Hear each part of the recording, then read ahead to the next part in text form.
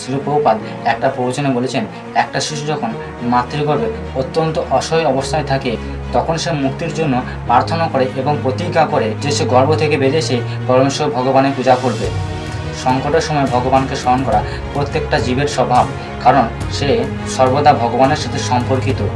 কিন্তু পরিত্রাণের পরে শিশু জন্মের যন্ত্রণার কথা ভুলে যায় এবং পরমেশ্বর ভগবানকেও ভুলে যায়, কারণ সে মায়ার প্রভাবে চলে আসে।